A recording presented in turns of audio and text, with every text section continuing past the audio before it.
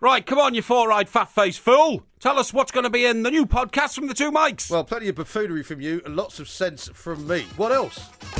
This is Talk Sport Extra Time. We are the two mics, and it's time to say a very, very good morning to Mr. Mike Porky Parry. Very good morning, Mr. Parry. Good morning, Mike. Great to be here. Just before we get into the show, I just want to share with you an incident which happened to me on the way in tonight. Do you? Okay, yeah. Something happened to you on the way in? Something happened to me on the way in. I did my duty as a good, solid citizen. Uh-huh. What happened was I was passing what I call the border between Stockbroker Belt, Surrey and Greater London. Okay? As you were driving in your car, yeah? Yes, that's right, yeah. An urban road, and all of a sudden I had to brake sharply.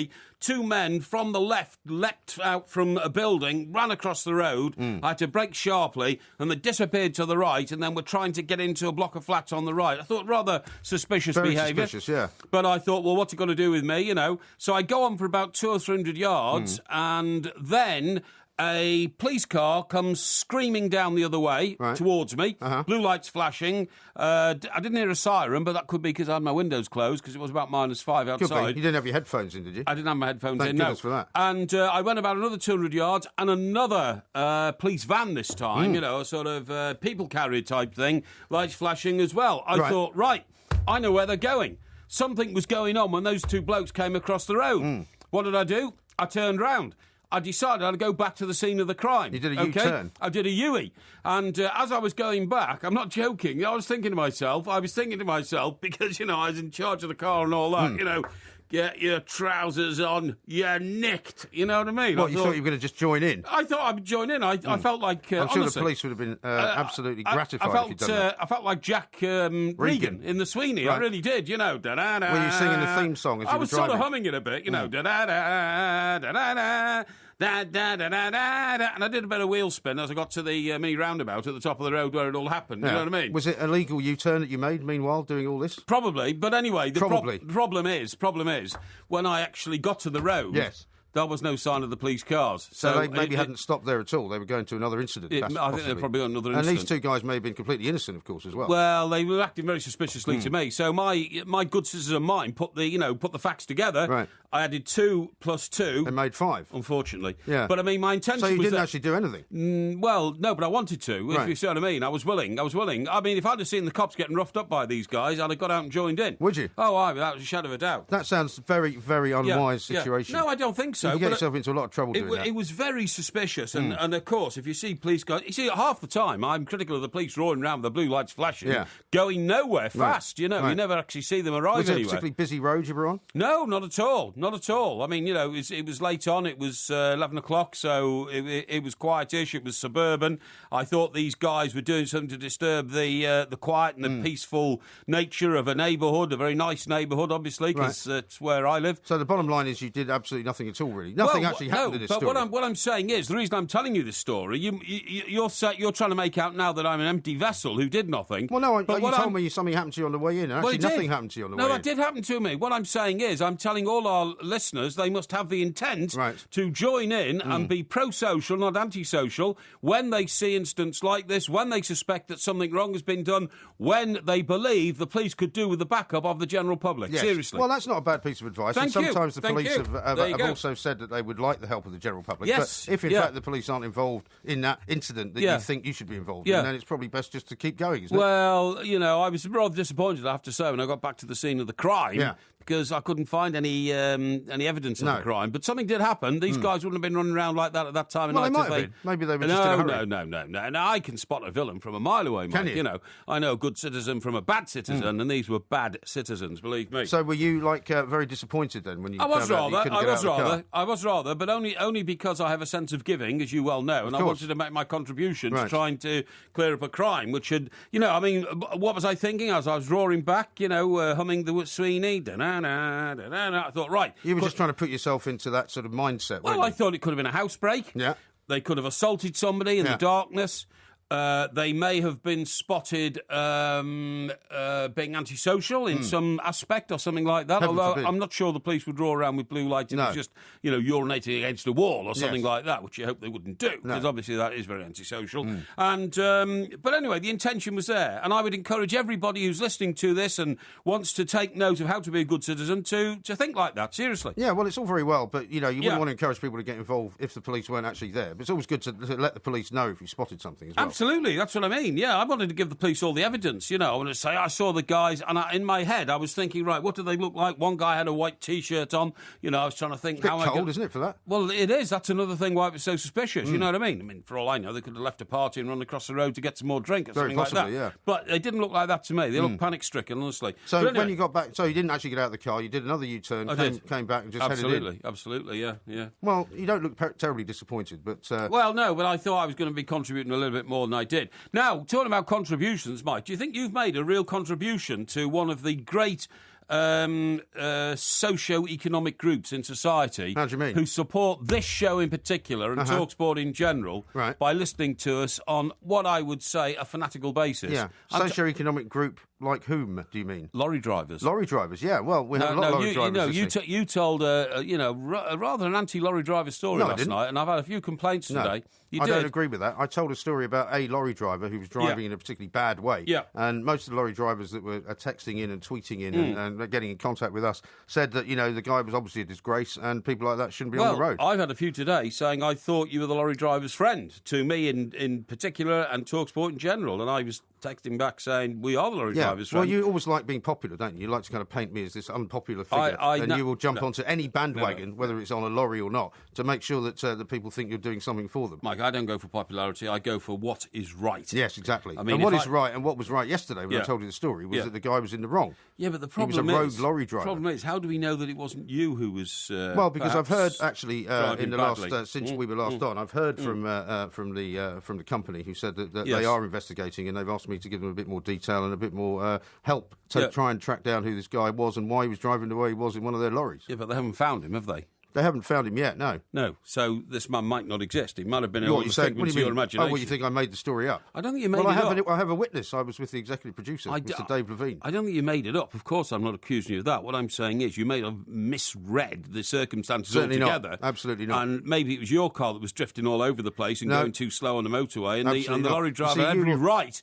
to try and improve the economy by getting from A to B more quickly. Well, I mean, it's a very interesting thesis that you're proposing here, but actually, since you weren't there, it's absolutely untrue, and I will be more than happy to swear any kind of affidavit that you like. And it's not against lorry drivers, because there's an awful lot of lorry drivers on the road who drive very well and very safely. But there are occasionally times when you see one lorry driver, which I did, and I called him a rogue lorry driver, driving like a complete maniac. I called lorry drivers the kings of the road. Did you? Kings of the road. Do you know what? When I went to the FA Cup final in 1966, can you imagine that? I can't imagine eight what you look like, actually, when you were 8. And you go in a lorry.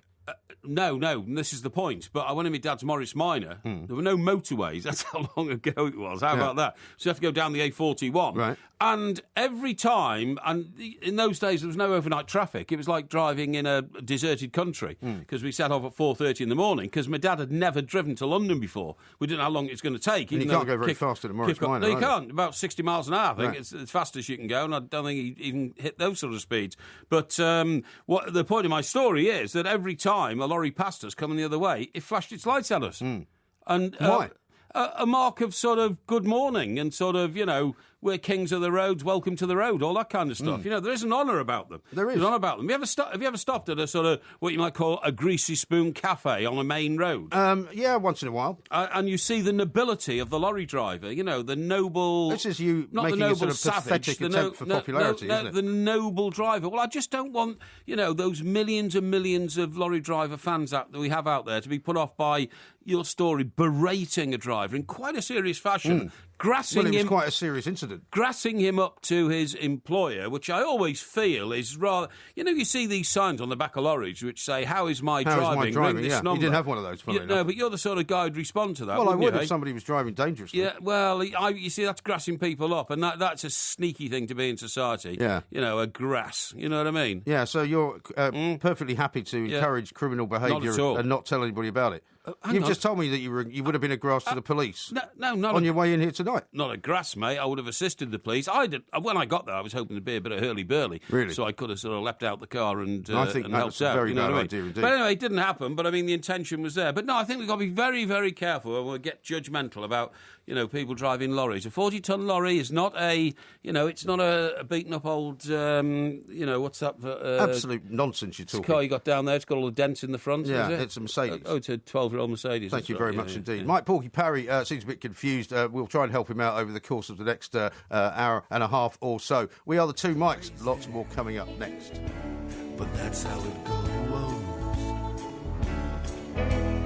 Millions of people living as hoes. Yeah, but maybe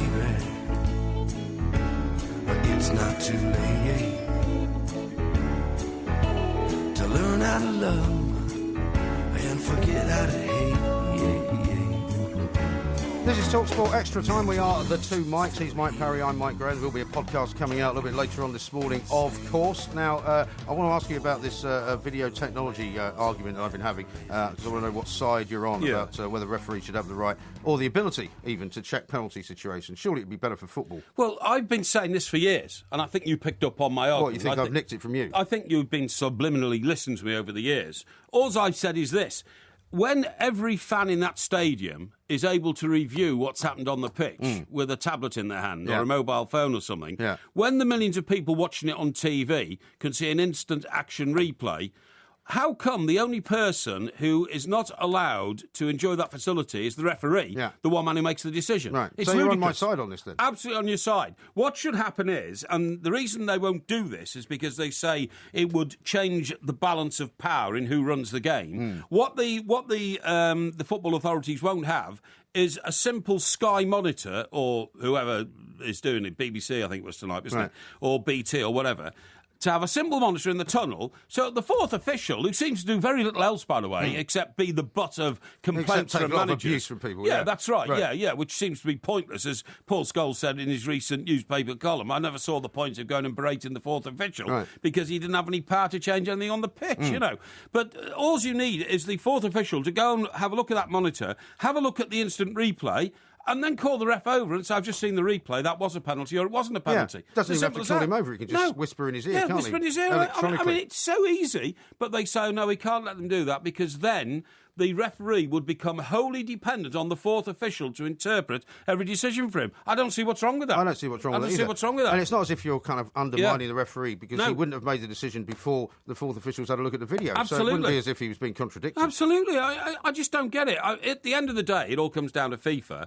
And the way FIFA think, of course, is that we can't have any power on running the game taken away from us and given to anybody else, including TV companies. Yeah. So they'll take their billions of pounds in money, but they won't allow them to become part of the process of how a game can be run more properly than it is now. Because look how long it took them to bring in goal line technology, and there were loads of people who said that would ruin the game, it would make all sorts of delays happening in the game, and it hasn't, and it's been really successful. And it hasn't, because there's hardly ever a dispute about a ball going over a line. Yeah, well, there isn't now. There doesn't need to be. So it's, but it's, even in the old days, it was minimal, wasn't it? And talking about FIFA, by the way, I see ridiculously they've tried to fine West Ham £70,000. Now, I am going to urge West Ham not to pay it, right? And it's all very well people saying you can't tell people not to break the law. Well, it's not a law, it's a rule of football. It's a FIFA regulation. FIFA regulation. Well, it was only the other day when I was talking about this, because FIFA could have, if they apparently wanted to, recommended that West Ham be kicked out of the FA Cup. Yeah, well, apparently they still can. Yeah. Apparently there's a second judgment that can be delivered on top of this fine.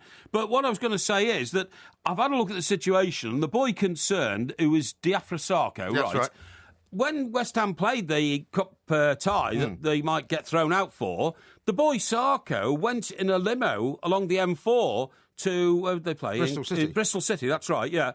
And the rest of the team flew. Right. And the reason he went was because his back wouldn't put up with the flight. That was the reason why he didn't go and join Senegal for this World Cup game that he didn't play in. Yeah, because he was supposed to be too injured to travel. Exactly. So I'm sorry, but as far as I'm concerned, now is a good time to have a go at FIFA. They're at their weakest they've ever been, OK, on a number of issues. First of all, of course, the huge row that's been going on for 18 months now about the selection process for the World Cups in 18 and 22. The report that was drawn up at their request and then kind of doctored before it was published. The report that they had a look at and said, well, there's nothing wrong in this report. The guy who wrote the report then resigned because he said, you are corrupting the true essence of the report. But more than that, the fact that recently they've lost at least 3 blue-chip sponsors to football involving tens of millions of pounds, FIFA on the back foot. Now, what we need to do now, and, the football authorities in this country should get involved, because we have been treated very badly by FIFA, certainly in terms of the World Cup selection for 18 and 22, but going back as far as 2006 when Germany got it right.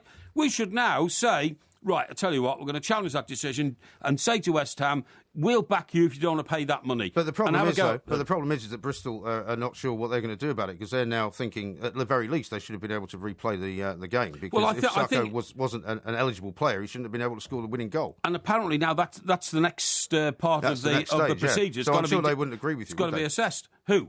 Bristol. Well, I don't care about that. I mean, there's two sides. You don't care about Bristol? No, I don't. Why not? Because as far as I'm concerned, West Ham are not in the wrong. And if West Ham are not in the wrong, then Bristol don't deserve any compensation for a thing that I don't think was a wrongness. But wouldn't it be a fairer outcome to just replay the game? No, I don't think it would. I think Sacco should have been allowed to play the game. And I think it's ludicrous to kowtow to a mysterious rule and regulation about the fact that a man can't fly to join his national team and therefore he has to be but they have this omitted rule, from the squad. Yeah, but they have this then rule. When a man can't fly to with his team, but goes there by different. I mean, he could not have gone in a limo to Senegal. Have you ever been to Senegal? I have never been to Senegal. I've been to Senegal. I flew to Senegal in the Concorde. What did you go to Senegal for? I went there in the Concorde to refuel.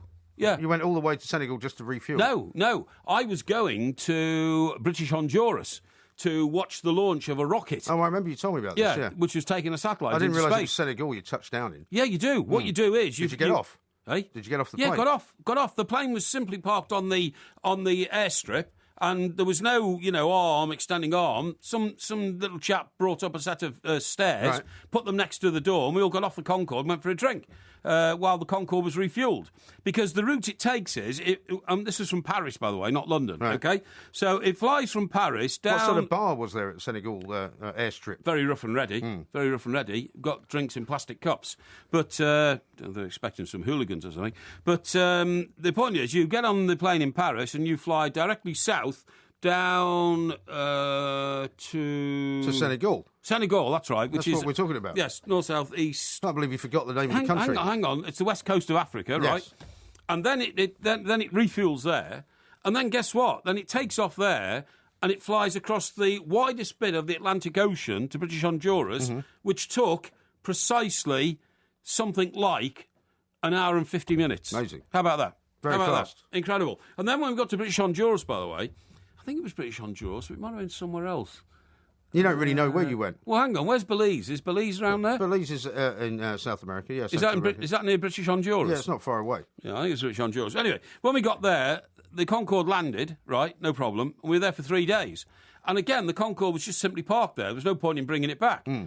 But the night before we came home, the French pilot of the Concorde was in the same bar we were all in, sitting on a bar stool at the bar and enjoying a few sherbets, which I thought was quite dangerous. Nowadays, I don't think they'd let him do that. I don't think they'd let him do it now. But anyway, what I'm saying is the issue is here with West Ham, FIFA, the FA, the football, the Premier League, and I think we should challenge it and say no, because I don't think West Ham done anything wrong. But I think West Ham might feel that they've actually done quite well to only get fined. No, I don't think so. If they were kicked out of the FA Cup, that would have been a travesty. I don't think so. I think if you talk to Mr. Gold, Mr. Sullivan and Lady Brady, I beg your pardon, I think you'll find that they were absolutely convinced of their innocence, and therefore I think they should launch a very strong case not to pay this fine. It seems like a ridiculous kind of storm out of nothing, I must say. But I'm not sure about that. Considering the amount of money they've got at West Ham, they might be better off just paying the fine. But then you just cave in, don't you? Cave into a ridiculous FIFA but it might be better than dictate. waiting for Bristol to then complain and then actually get the game rescheduled or get them kicked out altogether. Well, I never thought they were going to get kicked out the FA Cup. Well, we didn't think we were going to get kicked out the FA Cup. And what's more, I think I'm being very fair-minded here, because actually... Very unusual for you. Well, if West Ham were kicked out of the FA Cup, then, of course, Everton would be back in the FA Cup. Why? Well, because it goes back to the start of the FA Cup, which was the third round. No, it goes that's back where they played Everton. No, it goes back to the infraction. No, I think you'll find it has to go back to the point of entry in the FA Cup that West Ham entered the competition, and that was the third round at Goodison Park. So what, you would then say Everton should play Bristol? Yeah, I would say so, So definitely. this is all about Everton, actually, in the end. This is why you're not being fair-minded. It's all about Everton. I am being fair-minded. You just want to get Everton back in the FA Cup. No, not at all. I can see your ulterior motive. No. You've got the premise of my argument all wrong. I'm for truth and justice. I've always sought truth and justice, as you know, and that's what I want to happen. I don't want us to be kowtowing to another ridiculous FIFA diktat. Right. Well, I mean, my suggestion to West Ham is just to pay the fine and move on. Well, you see, that's typical of you, Mike. That is typical of you, just to give in. Just to roll over and die and give in and say, for the sake of an easy life, we'll just... That's been you all your life. My suggestion. That has been you all your life. For the sake of an easy life, I will just roll over like a pig in mud and just say I'll have an easy life and just wallow around in my mud for the rest of the life. That's you. And how would you describe your own life? Have you just made life difficult for yourself, do you think? No, I challenge everything and seek truth and justice. And what was the last thing you found when you went seeking truth and justice? Last thing I found, it's currently going on, isn't it? What? The dispute over my wet room, the dispute over my roof garden. Oh, yeah, how's that all going? Hasn't gone anywhere, has it? Well, it's taking up it's taking up a bit of time, but I'll get there in the end because, unlike you, I don't roll over and die. No, okay? But you can't have a shower in your own house, which is a bit unfortunate. It'll happen. Don't worry. We'll talk more about that, but do look at the time, look into the light for a moment because we've got Porky Vision coming up a little bit later on in the show. Lots more. It's a good one tonight, by the way. Oh, is it? I'm glad good one tonight. You've been watching some current television. Oh, you bet. I've got a couple of questions for you on that. It's rolling over a bonnet, and William says Porky would have got stuck into any burglar saying, "Come on, then." And Mark says, "I can just imagine Mr. Parry in a Ford Capri doing the professionals." Yeah, well, actually, I might focus on the professionals in a Porky Vision TV review. No, one of your sort of blasts from the past. Yeah, absolutely, because not only did they drive those fantastic Capris, they also drove RS Escorts, which were the real top of the range. They were very fast, weren't they? Yeah, absolutely. Paul says, what are you babbling on about, Porky? Trying to gain brownie points while dissing MG, you are a disgrace. That's about the lorry driver story. I don't think so. I'm sticking up for the Knights of the Road, the Kings of the Road, the lorry drivers. Let me read you a text I've got here from one of the Kings of the Road called Derek, who sent this into 81089. Right. He says, "Hi guys, he says, I'm a driver for Asda in Bedford, and the discussion you had last night about lorry drivers was spot on. There are some idiots out there driving trucks, but we are not all the same. Some of us are professional about our job. I get abused by other lorry drivers daily for sticking to the speed limit. Last week I was on my way to Yarmouth and a tipper driver tried to run me off the road as he had to follow me for several miles at 40 miles an hour on an A road. Tonight, travelling down the M1, 2 trucks passed me with the drivers watching films on a laptop while passing me. Absolutely unbelievable. Unbelievable, that so is. That's the situation we're dealing with. We should crack down on that. That is terrible. You know that 90% of all goods that get moved around in this country go by lorry. Yeah, they do, yeah. I mean, it's amazing. That's partly because that's the cheapest way to do it, bizarrely. Well, it's the most flexible as well, isn't it? Because you can take stuff on a train to a train station, but then it has to be moved from there to... Man, you can't just take it to any station. Distribution points. Yeah, but you can't just take it to any old station and say, right, now we're going to unload, loads and loads of stuff because it's a passenger station. No, but if, for instance, you were trying to get a load of washing machines to Scotland, you could put them on a train, on a freight train, send them to Glasgow, but then if there was an outlying shop 20 miles from Glasgow station... Yeah, but you wouldn't take them to Glasgow Central, would you? You wouldn't ask somebody to take off all the washing machines on a train. Why not? Because it's a passenger station. It's a passenger sort of platform scenario. You wouldn't want to do that. They've got goods depots all over the place. Well, yeah, but that's what I'm saying. They would take them to a goods depot. Yeah, that's what I'm saying. But then a lorry would have to take them from there to the shops. You see what I mean? Right. It's quite a simple equation, mate. Well, you can't even get a washing machine taken out of your flat. Well, it is a problem at the moment, I have to say. But anyway, I'm not talking about washing machines, are we? We're talking about Southend. We're talking about Southend. That's why we came back to the song Love Is in the Air. Now, Southend, in some ludicrous... this is the Southend Echo, the evening paper, right? Splashes an eye on Southend has been voted in a survey the country's most romantic town. Has it been voted in a poll in Southend paper though? No. They've picked up on a national poll by you know what's happening here. Valentine's Day's coming up, and some company that produces chocolates and flowers and all that kind of stuff has got Southend as the most romantic town in Britain. Do you send Valentine's cards? I haven't for many years. But you used to. I still get them, by the way. Do you? Still get quite a few. Where did you get them from? Here in TalkSport, they get sent in. From strangers? Well, some are strangers, some are known to me, sort of, I can tell their handwriting because they come every year, All right. Admirers. Good friends of admirers. yours. Yeah, friends. But why do they send them here then instead of to your home address? Well, because I don't let people know my home address. You don't give it Otherwise out. I'd get bombarded, wouldn't I? Well, I suppose so. Got to be careful There'd about be a that line sort of thing. people outside. Yeah. Just on this romantic survey, so Southend top, guess what the next 3 towns are in this country which are said to be romantic? I mean, surely you would have said somewhere like Bath, perhaps? Bath, Oxford, the city of the maybe, rumbling spires. Edinburgh? Edinburgh. Harrogate. Yes. Brighton. Brighton? Yes, I agree. Somewhere in the Lake District with a lovely country house hotel. Yeah. But no, it's Wigan. Wigan? Wigan. The road to Wigan Pier. Sunderland. Now, I've got nothing against Sunderland per se, but Sunderland doesn't immediately come to mind as a romantic sort of place to go for a weekend, does it? It's a shipbuilding town. Yeah. It's not exactly romantic. And the last one, Ipswich. Now, I can go with Ipswich. I can go with Ipswich all right for 2 reasons. Firstly, it is on the coast. Yeah. I know Sunderland's on the coast as well, but it's a different coast. Yeah, and Southend. And Southend Southend's got the longest pier in the world. Longest pier in the world. I've never actually been to any of those 4 places. I've never been to Southend, I've never been to Wigan, I've never been to Sunderland, and I've never been to Ipswich. Well, funny enough, I've been to Southend, but only to the airport, because I stayed in the football game airport hotel. No, I haven't been to a football game there. I have never been to Wigan, despite the fact that they've got a Premier League club, but I've never seen Everton play there. I've been to Sunderland. Premier League club? Sorry? Premier League club? Who? Wigan. Well, they used to have, didn't they? they? Yes, they did. Yeah. Sunderland, I've been to see Everton play there a couple of times. I've been to Sunderland, but I always stay in Durham when I go to Sunderland, because Durham, that could be Britain's most romantic town, by the way. Could it? Beautiful city, Durham. Durham Cathedral, Durham University on the hill as the train goes through. And, of course, as I have a home in Ipswich, I've been to Ipswich. So who's come up with this ridiculous well, as I say, some company who did the survey. But the Ipswich thing I can believe because it is so close to Constable country. And Constable painted some of the finest paintings by any English artist in the history of this country. And we know Great much Britain. of an art appreciator you are. Yeah, exactly. And so I could get that. But I cannot get Southend, I cannot get Wigan, I cannot get Sunderland. I don't know, maybe the people of Southend, Wigan and Sunderland who listen to us would like to call in and tell us they are not just, the horny-handed sons of toil, they are, in fact, new romantic. Yeah, well, presumably it's about people wanting to visit there, but I mean, it depends on who you've got to take somewhere, I suppose, because one of the things about a romantic weekend is if it's the right person, it doesn't really matter where you go, because you just go to a hotel and you don't really move out of the room, do you? Well, no, that's the way you work. No, that's the way you conduct your relationships. You don't really do anything else, do you? No, that's the way you conduct your relationships. Well, isn't that the whole point? What, an afternoon in a hotel room? Yeah. Well, or a weekend. Well, it seems to be a point of your liaisons, well, where have you taken someone on a romantic weekend, then? When was the last time you took someone anywhere on a romantic weekend? Romantic weekend... I'm trying to think, hang on. Paris? No. Barcelona? Barcelona, no. I know, the Algarve. The Algarve? The Algarve, yes. You flew down to Faro?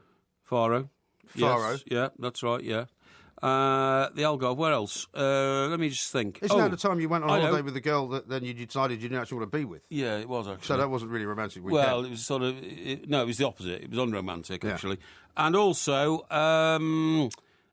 that island near Tenerife, which is a volcano. The island near Tenerife that's a volcano? Yeah, it's in the Canary Isles. Yeah. What's it called? The Canary Islands. It's in the Canary Islands. Gran Canaria? No. It's all black because it's a volcano. Fuerteventura? No, one of those? No. I can't remember what it's called. But anyway, it's quite nice. It's just all black.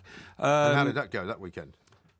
Well, nothing came of it. Nothing came of it. No, so it wasn't very romantic. Well, what I'm saying is, I don't just say to a girl, "Oh, look, we'll go here. I booked a hotel for the afternoon, and that's it." That's a kind of we'll get a room type. No, I'm talking about the weekend thing.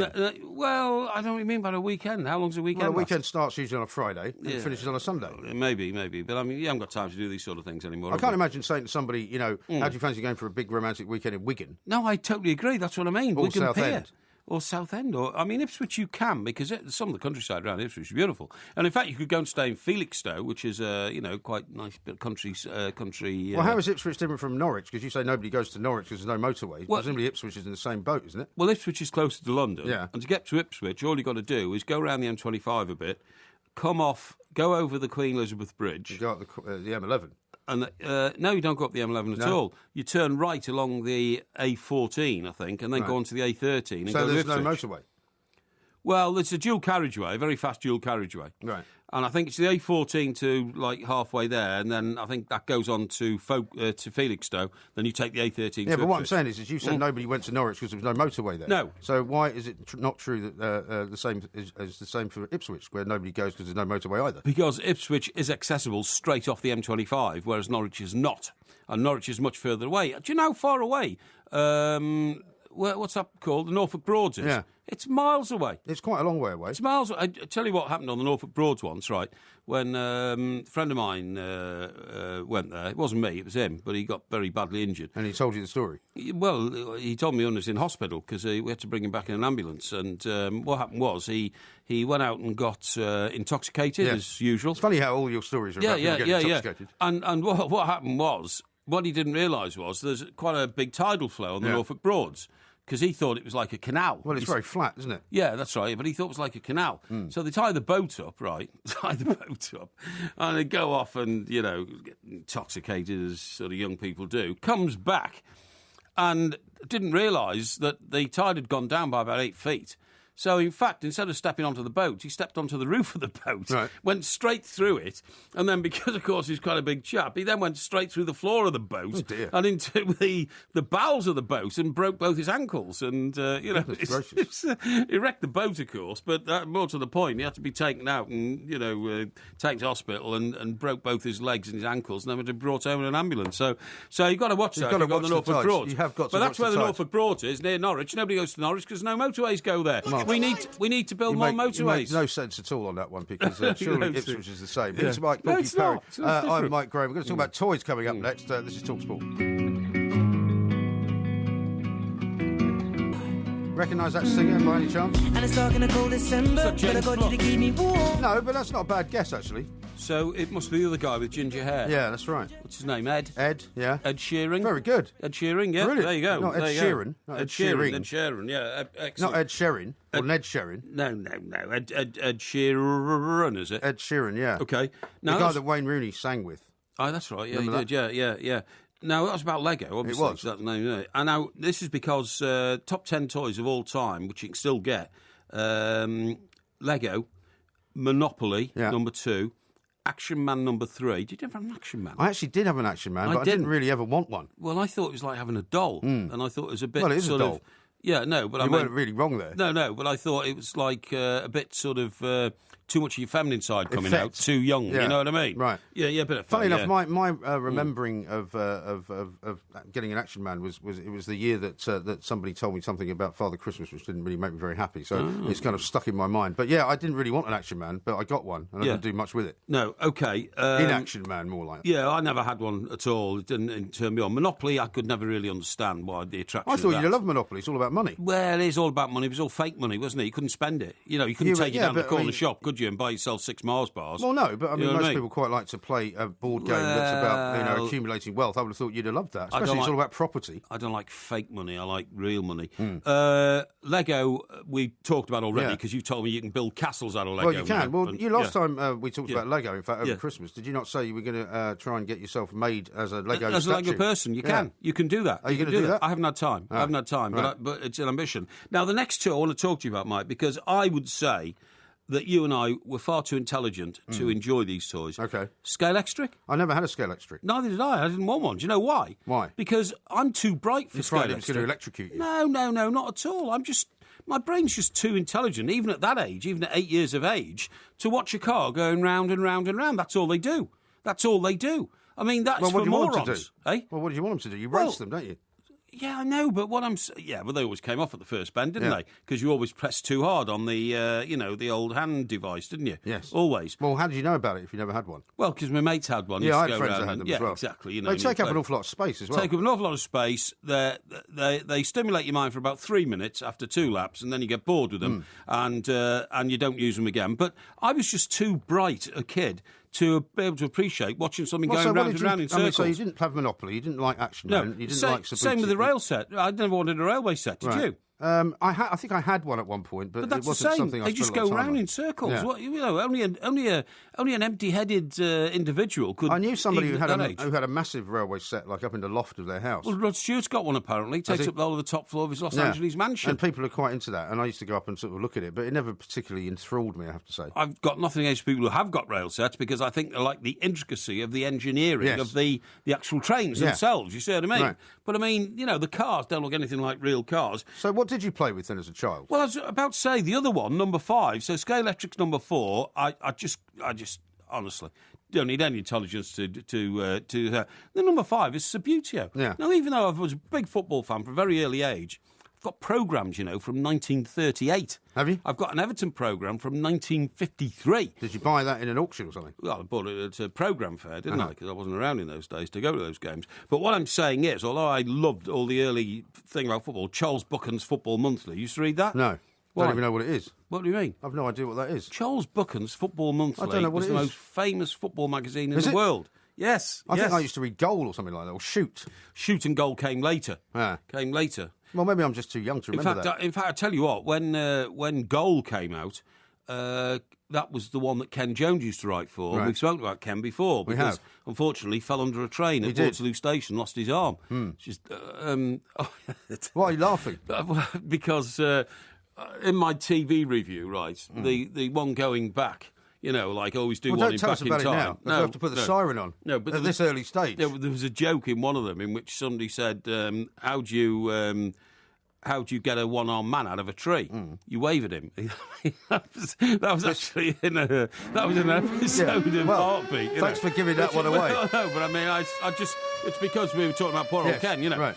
But anyway, the point of the story is, what possible satisfaction could you get leaning over a bit of green baize and flicking things around with your fingers? Well, because that was that was the early kind of precursor of like FIFA 15 and FIFA 14 and FIFA 13 and all that. People like to play, pretend but they football. challenge your brains. These electronic games, at least they stimulate your brains and challenge them. Even if they do.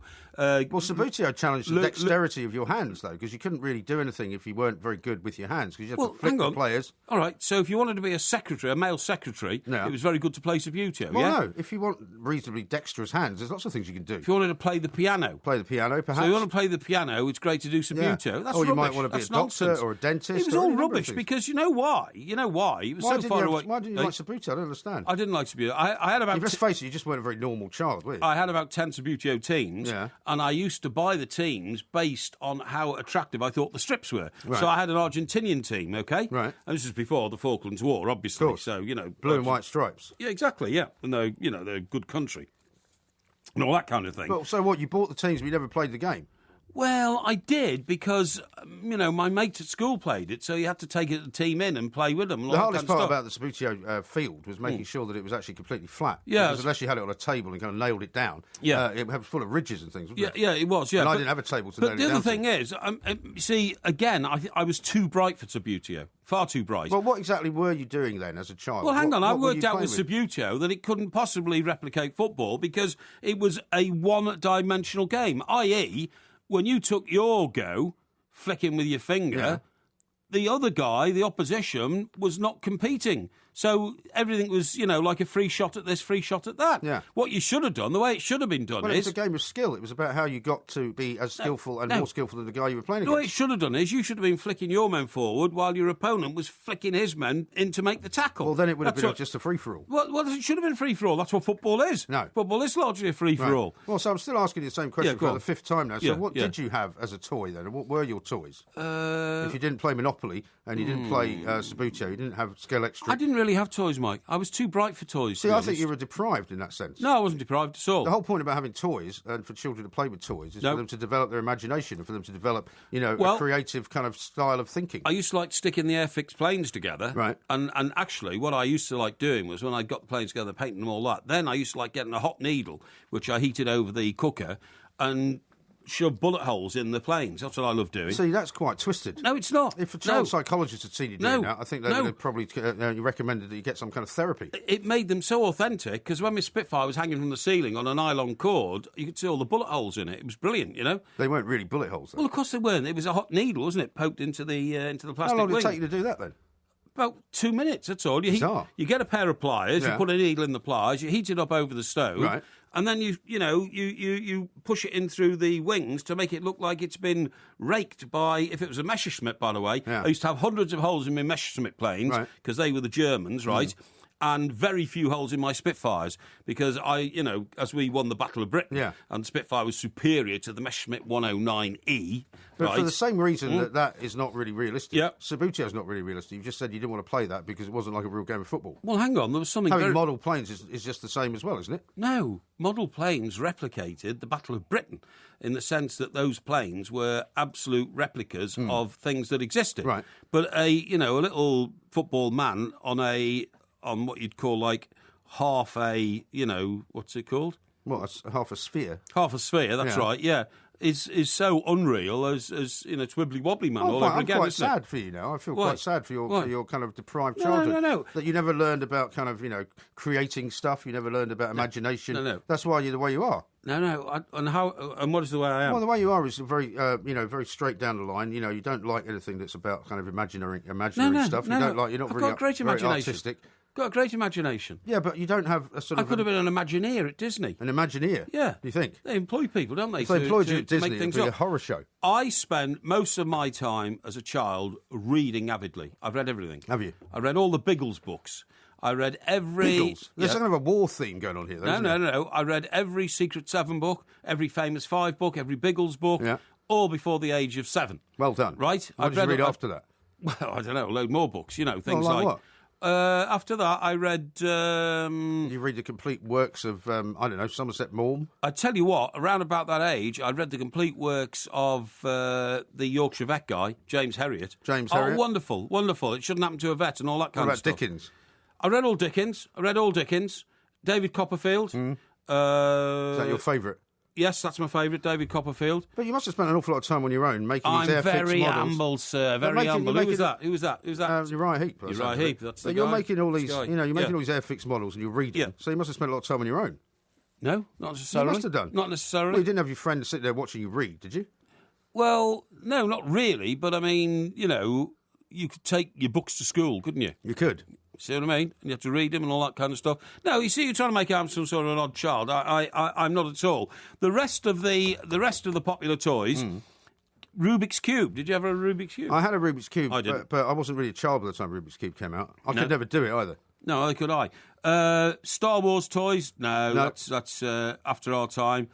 Barbie dolls, that's for little girls. Now, Matchbox cars. I had a lot of those. I had loads of cars. Yeah. I had loads and loads and loads of cars. I don't know what happened to them. I wish I still had the collection. I had some beautiful American cars and all that kind of stuff. I gave them to my kids and they destroyed them all pretty much over a period of time. I had the James Bond car, the Aston Martin with the plate that came up at the back and the doors that opened. And finally... I'm not sure where this comes from for kids. Playing cards. Playing cards? Now, did you play cards as a kid? Yeah, we played cards with my parents. We used to play cribbage quite a lot. Cribbage, I don't know how to play that. We used to play kind of knockout whist. But kids only really play Snap, don't they? We played a bit of Snap, yeah. I don't like Snap. Snap's rubbish. So you don't play cards at all? Well... you never played poker? No, if I play cards at all for money, I play 3-card brag, is it? 3-card brag, yeah. 3-card you could brag. lose a lot of money that way. 3-card brag or 21, pontoon. Yeah. Right. Blackjack. But you're not a casino kind of person, really, are you? Well... Why are you banging the thing with your pen? Casinos frighten me because you can lose your life in a casino. Yeah. I'm an addictive sort of person, and I could go in there, and if I lost, like... £100, I'd try and get it back by doubling 200. Also, there's never any clocks in there. There'll be 400. Never any windows. Clocks in there. So you don't know how long I could literally end up losing my house. Yeah. I could literally see myself, if I went into a casino, losing my house. A friend of mine has a permanent room at Wynn's Casino in Las Vegas. Yeah. Goes there and gambles up to £100,000 a weekend. Blimey. How about that? That's a lot of money. And if I did that, I would be bankrupt overnight because... But I do when I go there... I've been to Vegas a few times. I go to, when I first went there many years ago, I used to go to the $1 tables. So you can only bet maximum of $1. Right. Do you know what I mean? Yeah. And now I think the maximum is $5. Well, no, I mean, you can go all the way up, but I mean, you can still find those relatively cheap tables. Yeah, that's what I mean, the minimum. So when I go to a casino, I say, right, I'm going to take $500 and I ain't going to lose more than $500. Yeah. And then it's safe. Safety, you see, because I've got discipline in life. Right. Well, thank you very much indeed for that insight into your childhood, because I think we'll have to explore that a little bit more coming up a little bit later on. Porky Vision's coming up in the next hour, of course. He's going to be telling us, apparently, about Heartbeat, even though that's been on for about 3 decades or 4 but decades. I always go back. I do a retrospective one, OK? Well, I want you to talk about it was either that or the Fortitude. Carry On films. Fortitude, you've got to talk about... You've got to talk about also Broadchurch. You've got... Broadchurch, Wolf Hall, Fortitude. How about that? Lots more to come. And, of course, we'll be taking your tweets as well at the 2 mics. You can text us at 81089, and you can email us via the website talksport.com. Here's one from Brooksy, who says, Mike, I can't believe you say Sunderland isn't romantic. Only last night I met someone and gave her half her kebab before we went round the back of the nightclub. That's the sort of place Sunderland is. No, if you're in Sunderland, you would leave, if you made anything of your life, you would leave Sunderland and move to Durham. I don't think you should upset the people of Well, Sunderland. I don't upset the people of Sunderland, but even the football teams who go to Sunderland to play in Sunderland stay in Durham. Do they? Yeah, they find Sunderland so, well, the word is repulsive, without wanting to upset the people of Sunderland. Right, I think you just have. Well, I'm sorry, I don't mean to. I mean, Sunderland is basically a working-class community, and Durham is not. And those are the people that you claim to represent, but now you've just upset them all. We are the 2 mics. This is Talk Sport, and, of course, we'll be coming back very, very shortly with Porky Vision and lots more. 1089. Stephen Gateshead says, Mr. Parry, Belize is British Honduras. You tube. Yeah, it was actually British Guiana. British Guyana. Yeah, are you sure that's still called British Guyana? Yeah, I think it is. I think it is. I looked at a map and it was actually British Guiana. And do you know why? Because there's a French Guiana next door. And do you know what French Guiana was the location of? I don't know. Devil's Island. Really? Devil's Island was the island to which Papillon was sent. He was indeed. Isn't it all just called Guyana now, though? Because, I mean, now that the days of empire are now over and done with. I think it is. You have to pick up with the times on this one. That Devil's Island, by the way, Papillon wasn't the worst victim of what happened there. It was a man called Dreyfus. Oh, yeah. You know who Dreyfus was? Dreyfus. Was he not in the book as well? No. Dreyfus was the French military commander who was Jewish. And for that reason, it is felt a plot was mounted against him, and he was branded a spy. Oh, yeah. And they concocted a load of evidence. He never was a spy, by the way. Yeah. And he was sent off to Devil's Island, treated appallingly, to the extent where... Well, nobody who was sent there was treated very well, really. No, but he was treated worse than ever. At least, they had it was a penal colony, so they had the freedom to roam around. Not Dreyfus. What they did is said, you're not going to enjoy the view of the sea and the forest and all that. And they built a special prison for Dreyfus to put him in there. Goodness no me. roof on it, but walls, so he couldn't see anything. It was appalling, and he was found out later to be innocent. It was a shocking crime. But the French are like that. They can get malicious and nasty and bitchy, the French, if they don't like you. Yeah. Now... I've got a couple more of these tweets and texts. I've got a few here as well. Here's one from David Chesterfield. He says, did Mr. Parry have a porcelain penguin as a toy from John Lewis by any chance? And Sid in West Drayton says, Porky was bright as a kid. That would be the bright ginger hair. I had very bright ginger hair. My mum said that people used to stop her in the street when I was in my pram and say, his hair is an incredible colour. I've never seen such beautiful hair as that, you know. Are you sure that's what they said? Yeah, I'm sure, yeah. Now then, guy called Sean says, Mike, I went to Sunderland once and it was shut. It's a dreadful place. And he goes on to say, on the other hand, Newcastle is a magnificent city. I totally agree with that. Newcastle, one of my favourite cities. But look, the anti-Sunderland thing is not just me. And by the way, I'm not anti-Sunderland. I think you're wonderful people. Well, you said it was a horrible place, though. Well, it's not architecturally pleasing to the eye. What's the word? Aesthetic? Aesthetic. Aesthetic, yeah. Aesthetically pleasing. And anyway, David here says, Mike, you're spot on with the views on Sunderland, Mr. Parry. The whole of their football team actually live in Ponteland or Newcastle. Really? Ponteland is north of Newcastle. Is it? North, south, east, or west of Newcastle. It's where the airport is. It's a fantastic hotel called the Gosforth Park. Really? Oh, no, that's in Gosforth, actually. But anyway... It's just a font of knowledge I'm tonight. sure it's near Unfortunately, there. most of it's wrong. Darren in Sunderland says, you are a snob, Mr. Porky Parry. Do not judge our city or town when you have not been here often. Oh, I have. I've been to Sunderland a few times. But not often, he says. Well, been there a few times. Maybe you caught it on a bad day. Right, now then, somebody here says, OK, Porky, too bright for your toys, were you? In other words, you had no friends, you were a lonely child,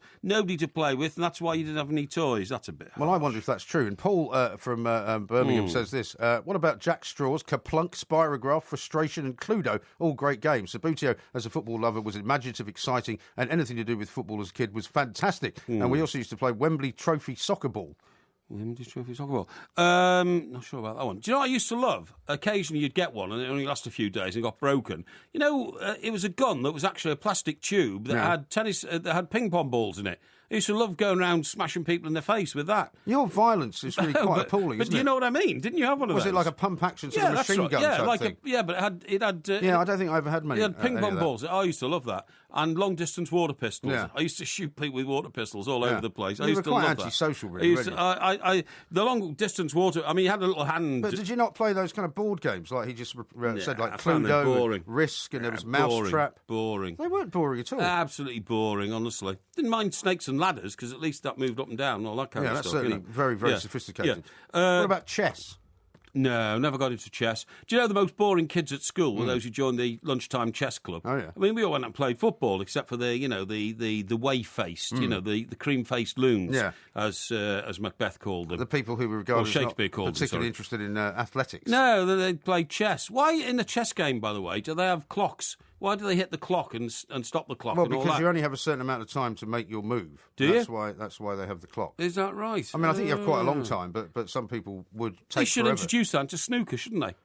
Shouldn't they? Why? Well, because, one complaint about snooker often is that you get a whirlwind like Jimmy White, his game can be slowed down by somebody who is a very plodding sort of player, and there should be a time limit. Snooker aficionados will probably say there is. There is some, the umpire can say, actually, you're taking too long. You need to speed up you can, and you can do it in cricket as well. You can be penalised for slow playing cricket, but I mean, they should actually use clocks. Now they've introduced the speed snooker game as well, haven't they? Speed snooker, yeah.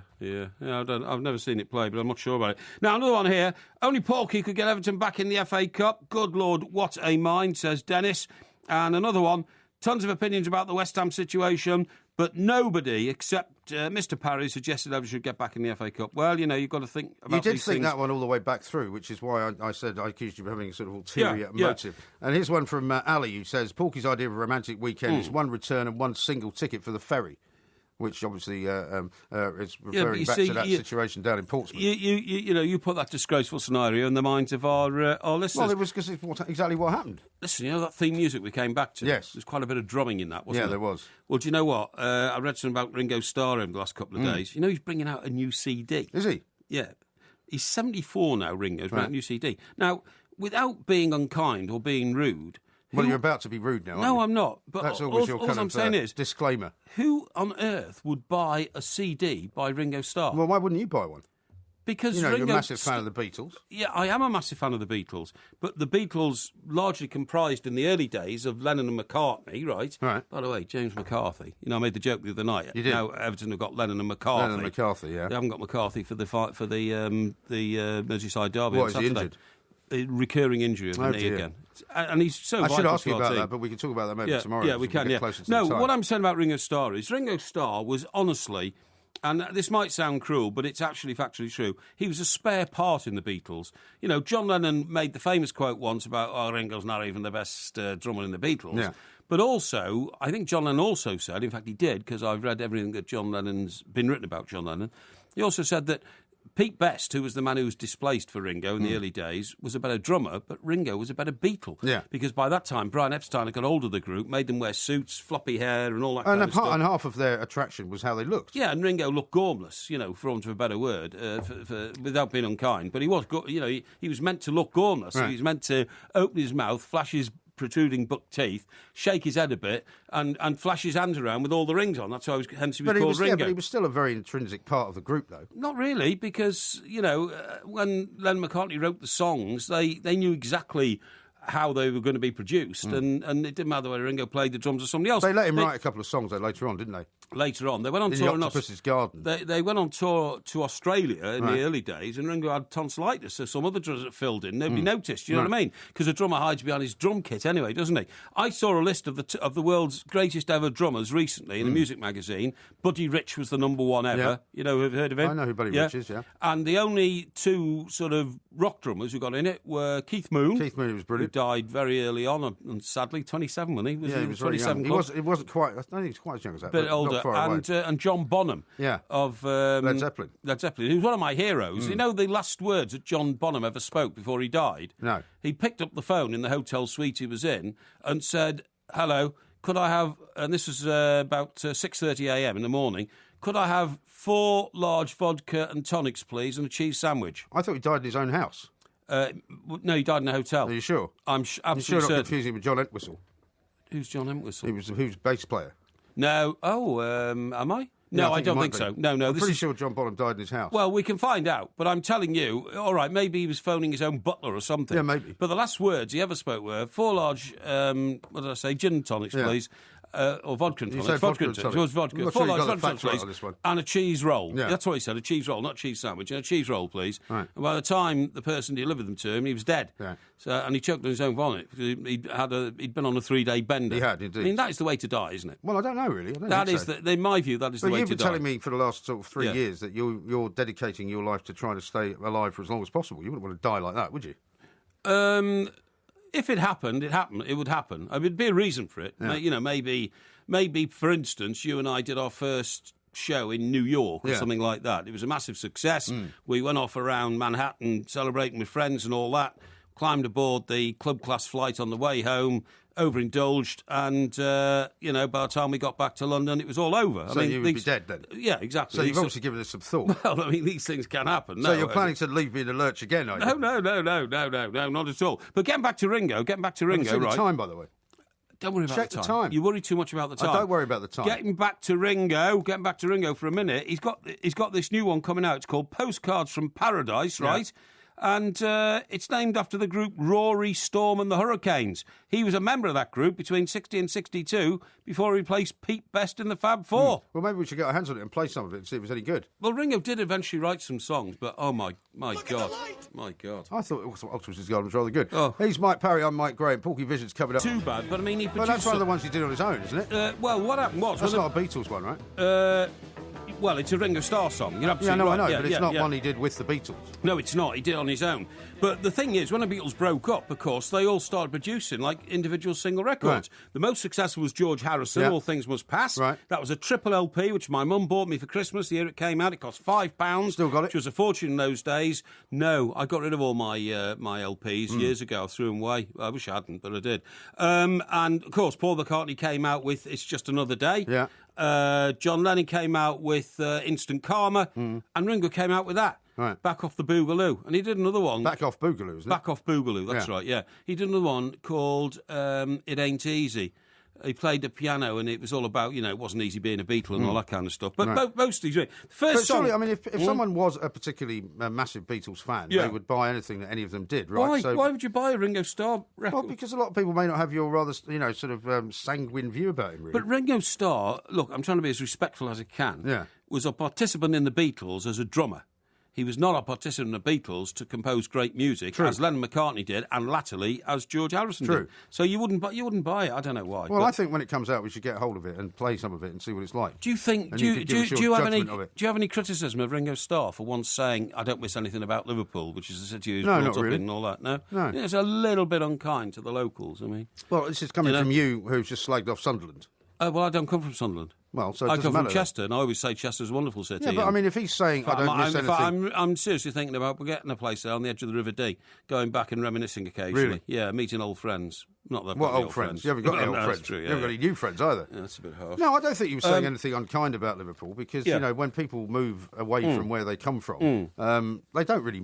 You can say, I don't miss anything about it without being unkind to the place. Yeah, but, I mean, when you think that the whole career was shaped around performances in the Cavern and all that kind of stuff... Not really. And it was. Not really. I mean, that was the beginning, right? That was the very beginning. It wasn't the very beginning, actually. Hamburg's the very beginning. Well, yeah, but I mean, in terms of when they started to become big. And then they did all sorts of things after that. Yeah, they did. And I've always maintained that one of the reasons, I mean, McCartney's one of the few people who stayed in this country having become as successful as he has. Because a lot of people move away from this country when they become successful because of the way that people's attitude changes towards them. Yes, true. Because you can say that, you can see it all the time. I mean, people get dissed in the street. They get, their cars kind of, scratched and all that kind of thing because, they go to America and they realise that in America people actually really like them for being famous. Yeah, and successful. Yeah. It's that old story, isn't it, about the tramp standing on the street corner. Exactly. If he's standing on the street corner in Los Angeles, he sees a Rolls Royce go past, he says, one of these days I'm going to have one of those. But in England, if he sees it go past, he says, I haven't got one of those, so I'm going to try and make damn sure you don't have one as well. Exactly. And it's a different attitude. Hey, listen, you catch up on box sets when you can't watch television. You and I have to because we work odd hours, okay? Or you can now do it, of course, a slightly different way. You can do it on a smart download TV it and all that kind of stuff, yeah. But whatever, if you watch them en masse, it can be terribly bad for you. You're a sado. Do you know why you're a sado? It can be terribly difficult to not watch them, though, isn't it? Once you start watching them, you get stuck into some kind of marathon scenario. But do you know what they do? They make you terribly depressed. Do they? Yeah, because you indulge yourself in this fantasy, and the longer it goes on, the more you're living in a fantasy world, then you've got to come back into reality when that particular disc finishes. It's better if you're only watching it once a week or something, like it's on regular TV. It can drive you mad, drive you insane. You get physical fatigue. I've been checking up on all this, right? You get problems like obesity because you're sitting in a chair for long hours and all that. It can do your blood circulation no good at all. That leads to depression. But more so than all that, the reason you're probably watching these box sets, like, for instance, supposing now... Well, the only reason I would watch a box set is because somebody actually gives me it as a present, because I would never actually buy them. Loads of people go out and buy them and all that. Now, for instance, I've got a box set at home of The Office, okay, because I never saw The Office the first time round. Have you seen it yet? I've seen about 3 of the 6 discs, and I'm still trying to work out whether it's funny or not. I really am. You don't think it's funny? Well, It's not kind of laugh out loud funny. No, that's what I mean. That's what I mean. It's funny, though. Yeah, that's what I mean. Ricky Gervais has got a fortune, about £100 million. Is he that funny? Gervais. Gervais. Well, I think he's very creative, and I think I think he's terribly creative and all that. But as you say, it's not laugh out loud comedy. No. But anyway, it's kind of cringe-worthy in some ways when some people come out with the stuff they come out with, and you kind of go, "I can't believe he said that." Yeah, exactly. Yeah, offensive, so to speak. But anyway, look. The point is, the reason a lot of people watch box sets is because it takes them back to a period in their life when they're actually happy. You see what I mean? Really? Yes, but they're not now. So when was The Office? Quite a few years back now. Yeah, well, I don't know, 5 years ago? No, much longer. 10 years ago? 10 years ago. 10 years ago. So 10 years ago was 2005. So think back to what you did in 2005, right? And if it was a really happy period of your life, what you do is you go out and buy and as you're sitting there watching The Office, you're thinking, oh, my life in those days, I want my life back.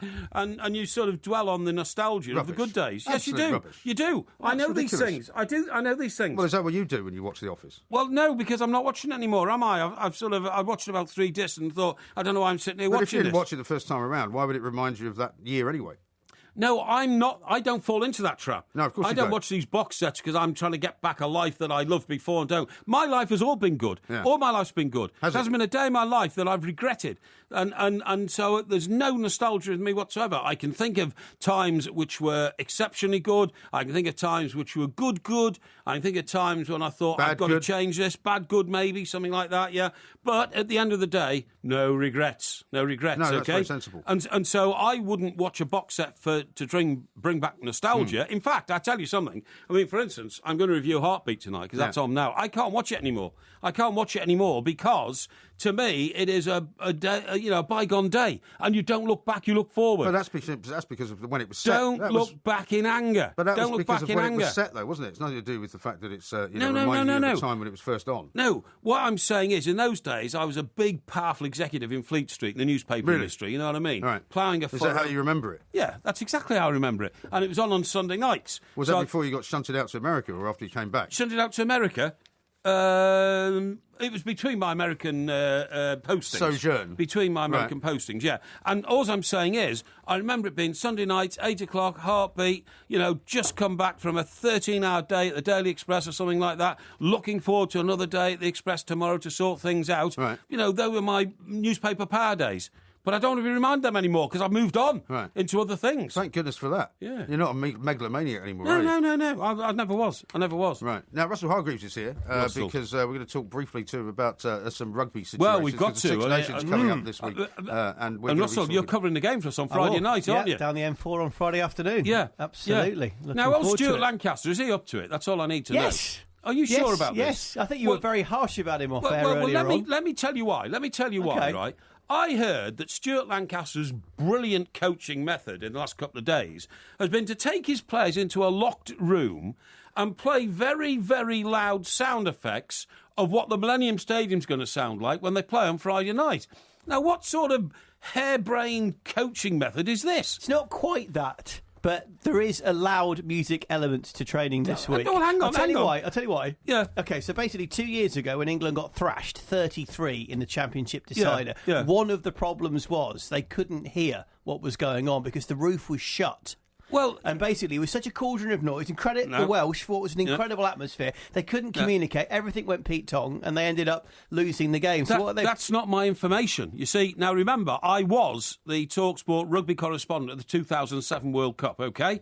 And the coach in those days was... who was the coach in those days? Surely you should have remembered that. Brian Ashton. Brian Ashton, that's right. No, he's a good guy. Now, what I'm saying is, my information from my inside sources in the rugby world are that what he's worried about is not whether the players can hear each other, but they're so feeble-minded under his coaching regime that they get intimidated by all these Welsh guys singing Land of My Fathers and waving leaks around. And he can't counter it. He can't counter it. I think your information, with all due respect, is wrong, because one thing that Stuart Lancaster has done... Oh, no, it's not wrong. It's not wrong. I talk to people at the very highest level. What he's done is the exact opposite of what happened before him, when there was no passion in the jersey, when there was no real pride in being an English rugby player, when the players had gone off the wall, they were misbehaving, everything had gone horribly wrong in the 2011 World Cup. He has really made them understand what it is to be English, be proud to be it, and go out there and really stick it to the opposition. Yeah, but you see, this guy's a former PE teacher. I think that's a great story. What's a PE teacher? Come on, Mike. What's a PE teacher doing running English rugby? But then you're saying that no one can ever climb the ranks and better themselves. Well, haven't you got an opinion on it? I have got an opinion on it. Empty-headed vessel. I don't think he's the right man for the job, to be honest. See? But it's not because he's an ex-PE teacher. I just don't think he's quite got the whole kind To of... me, he looks like the leader of a youth group. He looks like the leader of a youth group. I mean, for instance, what is Cipriani doing only on the bench and hasn't played George for 6 Ford years? is outstanding, Mike. Sorry? George Ford is outstanding. George Ford might be outstanding, but there's a vicious campaign... Excuse me. There's a vicious campaign against Cipriani because he dated Kelly Brook. And that is on public record. Yet, Delalio has said that in public. He's been to dinners and all that and said Cipriani dated Kelly Brook. We're all very, very jealous of him, right? And there's been a downer on him ever since. That's why he doesn't play for England. Well, he's back now, and he's back under Stuart Lancaster, so hang on. You're having but he's not back, is he? He's on the bench. He's on the bench. Well, that's the first time he's been in the squad for a game for months. Well, I find it all very odd indeed. But hang on, Stuart Lancaster is the only one who's bought him. Won't it? The proof will be in the pudding once the game actually starts. We'll find out how England are actually prepared. I mean, we're not going to win the World Cup under Stuart Lancaster, are we? Why do you think that? Because I know that. I think that's probably a safe bet. I think they've got a decent chance. They've got as good a chance probably as anybody apart from New Zealand. I can't attest to that at all. I'm sorry. Beaten New Zealand under Stuart Lancaster 2 years ago. That to me is nonsense. But we're not making any progress. We just go forward. New Zealand under Stuart Lancaster. We go forward 2 paces and back 1, and then forward 1 pace and back 2. That's the way it's going. Very good strength and depth in the squad. A lot of players still out injured. 3 British and Irish Lions players coming back from injury. He has not made us mentally strong enough, in my view. Okay, and I don't like his haircut either. Looks like a skinhead. Looks like an uneducated skinhead. You'll be surprised. I'm tipping England to win this Six Nations. Well, I'm tipping them to do well. We'll find out how it all looks after the weekend then. Yeah, and after 4 we can amazing stuff. We will be talking about it then as well. Mr. Parry, thank you very much. Coming up is Porky Vision, of course. We'll get his views on all the big shows that have been going on television and a couple of those which you might have seen many, many years ago. This is Talk Sport.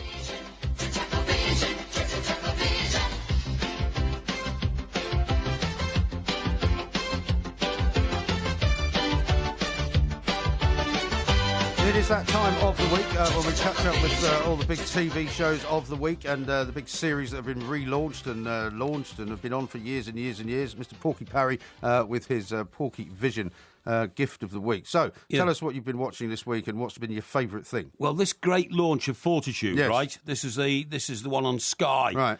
And I mean, it is so inexplicably complex. Is it? I'm not saying... You say that about everything, though. Yeah, I'm not... Yeah, well, I'll tell you what. Everything you see is inextremely complex. The modern TV producers and presenters... directors and producers... Yeah. I think they just have to say, look, we've got to make it incredibly complicated because it's actual rubbish, but if nobody can understand it, nobody can criticise it. But or maybe they make it like that so that you can have you're going to have to watch about 3 or 4 episodes before you figure out what's going on. Maybe, but in this Fortitude You said Wolf Hall was very complex. I'll tell you about Wolf Hall in a minute. All right. That's taken a severe turn for the worse in my view. To get the siren ready. It's duller, and when Thomas More, who's the star, supposed to be the central figure in Wolf Hall. That's the guy that you said you greatly admired. No, that's the other guy who got beheaded for not kowtowing to Henry's wish to get divorced. No, I thought that was Thomas More. No. There's 2 Thomases. I'm sure Thomas More is the main character, isn't he? Well, that's what you told me. I've never seen it. Yeah, there's 2 times. I mean, you're the guy in charge of the TV. Yeah, I know, yeah. I'll sort that out in a minute because you got me confused now. I'm talking about Fortitude. Okay. Now, Michael Gambon's in Fortitude, and it opens up with him trying to shoot a polar bear, but he misses the polar bear who's mauling a man and shoots the man instead. Oh, dear. Yeah. Now, I keep telling... Does he kill him? Kill him, yeah. Killed him, yeah. Well, where's it set, this show? Inside the Arctic Circle. Inside the Arctic Circle. During what sort of period of time? Oh, it's modern day. Oh, is it? So it's in it's supposed to be like some fictional place north of in northern Sweden, inside the Arctic Circle. It's not a collection of people who've decided to go on holiday there and kind of No, it's a tiny little sort of mining town or something. Oh, yeah. It's not quite clear what it is. Yeah, there's a police force, but they've never investigated a crime in like 25 years. Right. Because it's a very small town. The only people there are involved in like scientific research. Right. I don't think it is a mine, actually. I don't think there is a mine there. Not an oil mine. No, not an oil mine. No, scientific research. But first of all, it proves what I've always said about polar bears: they're extremely dangerous. Well, I don't think anyone ever doubted that. And you'll never see a polar bear coming to attack you because what a polar bear does is it scoops up a big snowball, puts it on its black nose to disguise itself. Uh-huh. So that's a natural way that it comes at you without you seeing it. And what if it's not snowing? No, there's always snow on the ground, though, in the Arctic Circle, always. And also, what the polar bear was doing is exactly what I said polar bears do when I was in Manitoba in Canada. They can lurk in alleyways, they can reach out with their arms, snatch you, rip your arm off. Hiding like in a wall of snow. Hiding in a wall of snow, yeah. And they can rip your arms off and they chew your arms and eat them like you and I would eat spare ribs in a Chinese restaurant, you know what I mean? Yeah. So you have to be extremely careful what you're doing. Right. And in fact, in this Fortitude, people are told they've got to walk around with a rifle all the time in case they get attacked by polar bears. Well, that's probably quite good. Because they're everywhere, yeah. But anyway, what happens is... So what happens to the polar bear then? Does he run away? Polar bear... Well, the polar bear's quite a way away because the guy who's trying to shoot him is at least half a mile away, you see what I mean? But he's got a telescopic lens on his rifle. But I'm not quite sure what crime is being committed, but the police suddenly get involved. There's a dead body lying around. But then... Well, that'd be the one the guy shot, presumably. Well, no, because he shot him by accident because the polar bear was mauling him. Yeah, but the polar bear had already killed him before he shot him, if you see what I mean. Now, what happens is this chap who's got a family goes off and has illicit sex with a woman in a very cold warehouse. And while he's having illicit sex with a woman in the warehouse, his son, who's supposed to have fever... climbs out the window of his bedroom because he can't find his dad. I thought this was all in a sort of frozen tundra, this show. It is. Well, where's the warehouse come from? I don't know. And the bedroom of the kid. Well, suddenly there's houses now. Oh, there are a few. I said it's a very small community. There are a few houses, yeah. But the kid goes running off, and plays in the snow. Only problem is when he comes back, because he's been out and it's about -10, he's got frostbite and has to have his feet taken off. That's not funny. You've been studying this out? No. I mean, that's not funny, is it? No. And while all this is... Well, at least he didn't get eaten by a polar bear who was loitering in the alley waiting for him. No, exactly. But while this is going on... Could have been worse. While this is going on, it's revealed that there is like a local disco. Right. Only the one of them. So there's a disco as well? Well, it's a very small town. It's bigger, this town. It's a very small town. It's a town that had nothing. It's now got a disco, it's got a warehouse, it's got a bit of a mine going on. It's got a police force. It's got a police force. There's only 2 men in the police force. Got a few houses. But the trouble is, when these murders start happening, the policeman, who's like been there for 20 years... knows so little about being a policeman because he's never had any crime to deal with. He rings up Scotland Yard, and Scotland Yard send a cop to go and investigate the murders. I mean, it sounds ridiculous. It is. It's very difficult to understand. But what I'm going to do is what I do with these things. So did it start this week then? It started this week, yeah, and the second episode hasn't started yet. So I've given you the. You've given away the first one. Only. No, I haven't given away the first one. I've given you the background to the way it's all going to happen. Yeah. But I'll watch it again probably when I go home from Other people seem to have quite liked it. I mean, some people have said to me on Twitter tonight that they're waiting to hear your view of Fortitude to decide whether to watch it or not. No, I think it's Nordic nonsense. Would you tell them to watch it or not then? Well, yeah, watch it to make up your own mind about how complicated and weird it is. And they just can't make programmes anymore where you can follow... I mean, I think even the James Bond plots these days are so complicated I can't follow them. Yeah. Maybe I'm just getting old. It's not just you. Well, I'm not getting old. What I mean is, I'm not old. I mean, What do you mean? What I mean is, I prefer my plots to be simple. Yeah. Like I prefer my food to be simple. Yes. And I prefer life to be simple. You know what I mean? I don't like complications. It's as simple as that, right? Yeah. Now then, what about Wolf Hall then? Well, Wolf Hall, old Thomas More's turned out to be an ace archer now. He goes out for a bit of archery practice. The king comes along, strutting around. The old Etonian actor, whatever his name is, who plays King Henry VIII. The guy from Homeland. Yeah, is that him? Yeah. Yeah, what's his name? Will. Will, isn't it? I don't think it's Will. Well, you should have written his name down if you're going to review the show. Yeah, well, but Thomas More suddenly picks up a bow and arrow, and whang, and he could be a master archman. Then his son arrives from nowhere. Whose son? Thomas More's son. Okay. And he doesn't like his dad. You can tell that, and they have this very. Couldn't have been Henry VIII's son, could it? No. And they he never had one, did he? Eh? He never had one. No, he didn't have an heir, did he? That was the problem. No. And, of course, in the previous programme, Thomas More's wife and 2 daughters had died of, some terrible disease that they had in those sort of days. And so he's only got his son now, but they seem to be alienated. It's all very, very weird. In between time, a lot of fornication going on all over the place, which strikes me as odd. Very upsetting. Yeah, and now Broadchurch is great now, Broadchurch, right? Because there's so many subplots in Broadchurch now. But it ended, the last series ended, and that was only on Monday night. The series is finished? No, the last episode. Oh, right. The last episode. Okay. There's more to come. I think there's 2 more to come. I haven't watched the one from Monday yet. Okay, well, I'll tell you what happens, right? Just briefly. No, don't tell me what happens. No, because our listeners want to know.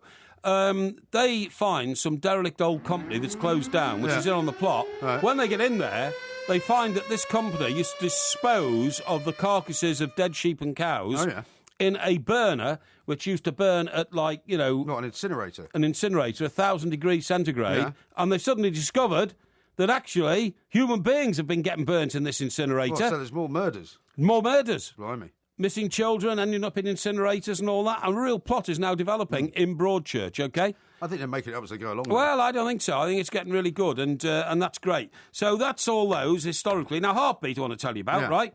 Where can you watch that now? On one of these gold channels. Well, it'd be like Gold or Dave or something like that, you know what I mean? But the attraction used to be that they used to play things like, no milk today, my baby's gone away, I don't know what to say. Now, that was Herman and the Hermits, OK? Oh, was it? Okay. Remember Herman's Hermits? Yeah. Well, Herman and the Hermits, you just said. Herman and the Hermits, that's right, yeah. And this is the programme in which they made the joke about how do you get a man with one arm down out of a tree, waving him. Obviously, it's a very cruel joke. That's twice you've told that joke. I know, because you're going to fall out. Now, they all wear, 60s clothes, and Gina drives around in a bubble car. Because that's when it's set, isn't it? Yeah, a bubble car and all that. And there's great swathes of Yorkshire fields, which haven't got any housing estates on them like they have now. You see what I mean? Any polar bears? Any polar bears? No, don't be ridiculous. Police are all around in Ford Anglias. Everybody's smoking all the time. Yeah. This is how television indicates the era in which it's set. You see what I mean? Right. Everybody smokes. Right. Everybody's smoking all the time. Alf, who's the and they're presumably smoking in the office. Smoking in the police station, smoking in the pub, smoking everywhere. A whiskey costs rubbing your eyes? I've got something in my eye.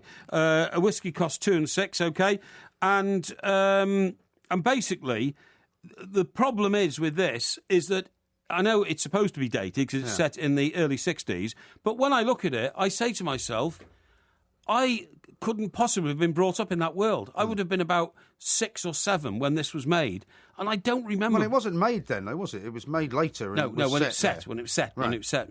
But what I'm saying is, it was made so long ago now, that it's doubly dated. It's dated from when it was made, and it's dated from when it was made and the era it was set in. Right. That's what I mean. Yeah. So, as far as I'm concerned... But that's when you did grow up, right? So why wouldn't you recognise it? Well, because I was only 5 or 6, and I didn't have the powers of observation then that I have now, because I've been, for 30 years, I've been a trained observer. So was there any But I point wasn't a trained observer when I was 6, was I? Well, I don't know, weren't you? No, of course not. Of course not. I didn't know I was going to observe. When I was 6, I probably wanted to be, a doctor or something like that. Sticking hot pins into your airfix Yes, models. that's right. Well, I was in those days. You're absolutely right, to make them more authentic. So what's the point of doing Heartbeat? There's any point in watching it? I'm making a plea as in Porky Vision, can we have some simpler programmes, please? Right. Wolf Hall is very complicated. There's a series of vignettes. Why don't you try CBeebies? Why don't you try CBeebies? Don't be facetious. Fortitude is very, very complicated. Broadchurch is quite simple but complicated. I mean, Heartbeat is very, very simple, but it's boring. Right. Well, there you go. That's Porky Vision for this week. There'll be another series of programmes that Mr. Parry will be looking at the same time next week. Of course, it's the quiz coming up tomorrow night, but more from us, the two mics, next on TalkSport.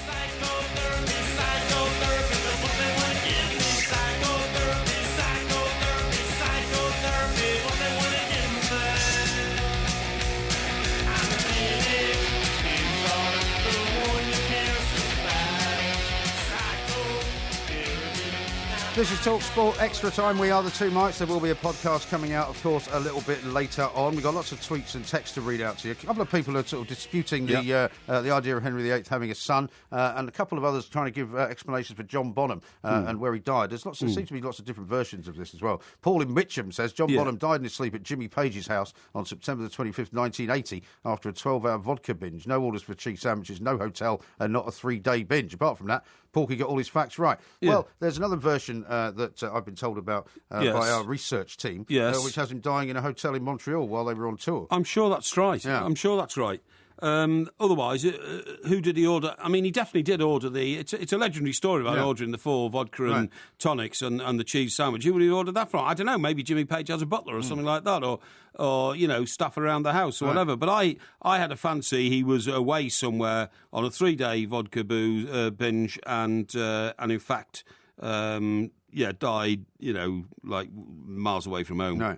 But you know, these facts must be checkable. There must be a death certificate somewhere saying where he died and all that kind of stuff. They must so be. We'll find out by the time we next come back on air. I mean, one of the things which has been fantastic about the internet, of course, is that people can check these things in a matter of moments. Yes. So the other problem with a lot of the sources on the internet is they're not necessarily always correct. Well, I was about to say, because the internet is so accessible to everybody, there could be 12 different versions of how John Bonham died and where he died, and sifting through it all and trying to find out which is the most accurate one is difficult. Well, some people think Wikipedia is a great sort of source of research. In fact, it's not, because an awful lot of stuff on Wikipedia is wrong, including a lot of the stuff on your Wikipedia page, right? That's right. Now, Nathan here has sent us a tweet. I don't know what he means by this. Is there any chance that the power in TalkSport Towers will be cut off to Mike Parry's microphone so that we'd be given some respite for 5 minutes? Well, I think what he means by that is would you mind not talking quite so much? Bill says, well, I would love to find this Arctic Stringfellows infused with psycho polar bears. And Peter says, Fortitude is set on the archipelago of Svalbard, which is Norwegian, not Swedish. Oh, is it? It's shot in Iceland and the UK. Oh, well, OK. Well, I mean, you know, that's pretty close to everything, isn't it? Eh? Close to what? You said it was in the Arctic Circle, didn't you? Well, I mean... What I'm saying is, it's all very cold. There's lots of ice around. There's polar bears. Does it actually matter what the name of the town, the fictional town, is? I don't think so. Well, where it's actually set is probably quite important, isn't it? Well, not really, because, I mean, you know, for instance, Broadchurch is not Broadchurch, is it? No, it's not. So we don't need to get worried about locations, do we?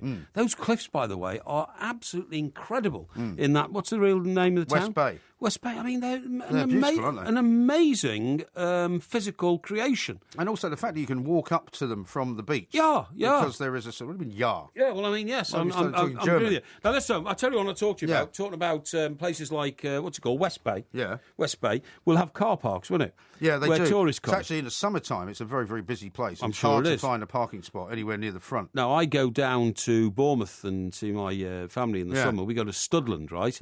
Which is where the ferry goes over to Brownsea Island and all that kind of stuff. And there's car parks all around there. Yeah. Now, what's worrying me... It's very busy in the summer as well. It does get very busy. It's actually... The ferry over from Studland to Brownsea Island... is at the bottom of Harry Redknapp's road. Is that the one that's on a sort of chain? Yeah, it's on chain, It's a very small ferry you just drive on and the cars go one behind each other. Absolutely. Yeah, I've been on that. Yeah, and Harry lives just round the corner. Right. That is... and you drive past all those big houses. Yeah, exactly, yeah. That's, what's it called? What, the island that he's on? No, it's not an island. Sandbanks. Yeah. It's a bay, it's not an island. Now, what I was going to say to you is, I'm getting extremely worried because...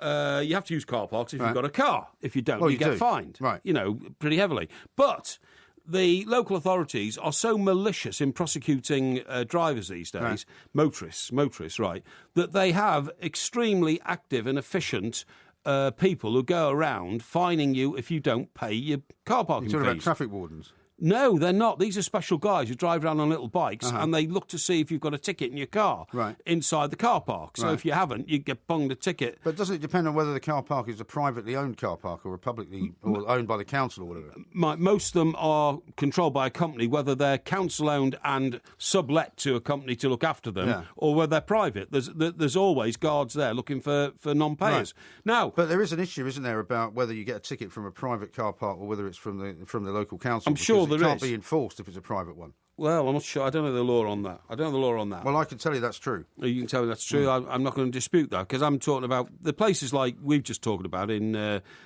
Brownsea Island and Studland Bay and all that. They're all council ones anyway. They all are. Around Bournemouth, they're all council. Now, the reason I'm talking about this is because we're going to have a nightmare soon.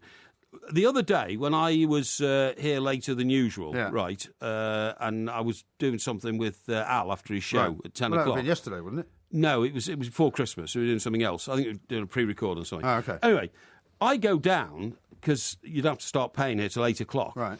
And I thought I'll put some money in the parking ticket machine and get a ticket, get a parking voucher and put it in my dashboard. Right.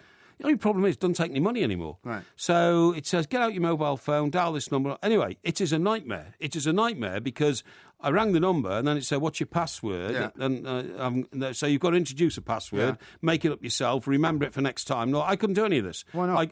Because I'm not dexterous when it comes to all these ridiculous things you have to do. You should have played more with mobile Sabutio as a phones. child. Oh, yeah, sure, yeah. Yeah. So anyway, fortunately, one of the lads here who is a researcher, I just gave him my phone and my credit card and said, could you pay as much as it needs, please, to keep it there? And he did it, no problem. But now that it's done, next time you go on, it will recognise your name. And I don't know whether it will. But the point I'm making is this. 70% of all car parks in the borough of Westminster, which is in London, are now non-cash car parks. You can only pay on your mobile phone or if you've got an Oyster card type thing, is it? Oh, you can pay with your Oyster card. I don't know. I'm not sure. I don't think so. But anyway, the point I can tell you one of the reasons why they've done that. One of the reasons why they've done that is because people used to rob the machines, and there was gangs of people.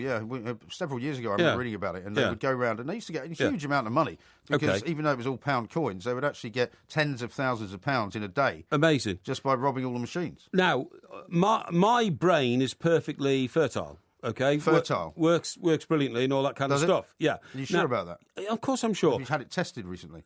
I don't need to. I can tell. Now, older people than me get confused with all this. I'm not surprised. Yeah, absolutely. They don't know how to do it. They haven't got a password. They can't pay to park the car. They shrug their shoulders, walk off, find themselves a £90 fine. Yeah. And this is a scandal, and it's a racket, and it shouldn't be allowed. And it's increasingly coming in across all of the country, and I'm protesting against it because I think it's a damnation. I really do. But the good thing about it is that you don't any longer have to make sure if you're going to go park your car, you've got bucket loads of change inside your pockets, because that used to happen as well, where you get to a place, you finally find somewhere to put your car, and then because you didn't have any change, you couldn't actually buy a ticket. How stupid must you be to do that? Well, no, because in London... Has that happened to you? Well, it has. Well, that doesn't surprise me. Yeah, how stupid are you to do that? Well, because it can happen. No, it can't. Well, you don't realise how much it costs to park the car. No. I've got a little plastic box in my Merc, and it is full of 50 pence, £1, £2, and 10p coins. Somebody will now rip it all off since you kept it there. No, they won't. No, I hide it. It's hidden. It's hidden. Where is it hidden? Under my seat. Oh, there you go. Right. And thanks for telling us. Yeah. Oh, okay, yeah.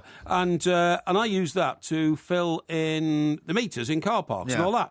But I cannot cope with this, you can only pay by phone. It's a ludicrous system. It's a ludicrous system. I think it's actually a better system. And people are going to get caught out, and there's going to be mass riots and all this kind of stuff, and it's not on. It is really not on. It's only people like you that can't figure it out. The problem is for the amount of change you have to carry out. It's like 20p for 4 minutes. Or, you can spend £5 or £6 an hour trying to park a car in this capital city.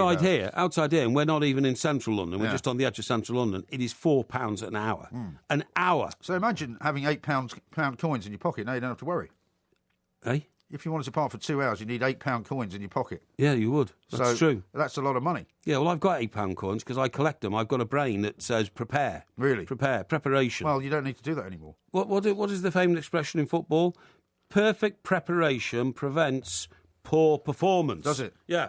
You see, and that's why I live my life. Well, unfortunately now I'm perfectly prepared for everything. Unfortunately now that they've changed the system, you're not really perfectly prepared at all. Probably not. Now, here's a couple from Si on the M6 says, Henry VIII did have a son. I'm a truck driver, and I know that. And who Matt was says his son? Henry VIII did have a son, and the main character is Cromwell, not Moore. But Moore's in it as well, right? Yeah, that's right. Sorry, you were right. Thomas More was the guy who got beheaded because he wouldn't do it. Thomas Cromwell's the main guy, and it's Thomas Cromwell's son who's come back, and it's Thomas Cromwell, thank you for reminding me, who is literally the... What? Archer. The Archer? The Archer. Thomas More, the Archer. Hang on, no. I think you're getting very confused. Thomas Cromwell's the Archer, definitely. Flo in Glasgow says, Thomas Cromwell is the main character in Wolfhall. The reason it's losing in ratings is because it requires the viewer to think, to follow the intricacies and the plotting. Yeah. And Stephen Sheffield says, morning, Mike, the lad in Fortitude hasn't had his feet cut off. He's having treatment to try and save them. Oh, is he? Yeah. Yeah, well, they're going to get cut off then, aren't they? Well, It's no. obvious. It's obvious. How's it obvious? Well, because why else would you have a plot with the child getting frostbite in its feet unless it was going to, prove to be a crucial part of the plot and a very sad part of the plot? Well, it might well be that actually they'll be able to... I don't think we do know that the kid's getting treated for... Because his mother's in floods of tears and she then finds out where her husband was supposed to be in the house looking after the boy. She says, where were you? Right. And he eventually has to admit he was in a warehouse having illicit sex with another woman, both fully clothed, by the way. Really? Because it's the Arctic Circle, it's minus 20. Yeah. Apparently, you can't take all your clothes off when you're having illicit sex in a warehouse, because if you did, you'd freeze to death while you're having sex. Right. But it does raise the question about any parts of your body that are exposed getting frostbite, doesn't it? I don't think you want to talk about that. No, I don't think we want to talk about that. No, definitely not. What we do want to talk about, though, is coming up tomorrow on the show. We're going to have the Porky quiz, and supposedly the subject that you've asked for is battles of the Second World War. Yes, that's okay. So are you happy with that? Of course I'm happy with that. Because I know when you're complaining tomorrow that we somehow came up with this subject that you weren't keen on. No, as long as the first question isn't about a place near where you live called Battle in England, because that's the sort of sneaky, stupid questions that you introduce into... because that's nothing to do with the Second World War. Oh, no, thank you very much indeed. But most of the film titles that you introduce into things like, the fall of the Berlin Wall, and you suddenly introduce some music, and it's called Berlin by some group I've never heard of. You've never done that? No, yes, you have. You've done all sorts of sneaky things like that. We've never had a quiz about Berlin. I tell you what, the number of complaints I'm now getting from listeners saying that it's so obvious that you are cheating on a regular basis because you're not mentally up to it. That's because they don't understand the meaning of the word quiz. No. A quiz is a series of questions that have a correct and a wrong answer. No, it's because actually you fear me trampling you in every quiz that we do. I would love it if you got 10 out of 10 on one of these quizzes. No, I don't think so. And I just don't see it happening, really. That's the problem. Also, we'll have to talk about the big Merseyside derby coming up. Because, big Merseyside derby on Saturday. You'd have to say Liverpool are the favourites, aren't they? No, I wouldn't say that at all. Wouldn't you? I wouldn't say there's a favourite in the Merseyside derby. I'd say it's going to be a very tough game, so it's crucial that each of those two teams wins, and it will be a fascinating tussle. That's what I'd say. We've lost James McCarthy. Yeah, you said. So the joke about Lennon McCarthy now won't even be able to be introduced. No, you'll have to wait until he's fit enough to come back and make that one again. Yeah. Well, Mr. Parry, thank you very much indeed. Yes, for as always. Sterling ideas. He'll be back, of course, at 2 o'clock tomorrow morning for another episode of The Two Mics. There will be a podcast coming out a little bit later on this morning. You just go to iTunes, follow at The Two Mics, and we'll reveal that to you. There's a Two Mics TV as well, where there's a bunch of videos and clips that you can go and look at. We'll put a link out for that. Don't forget to come back tomorrow for another sparkling, as fizzy as a bottle of champagne podcast.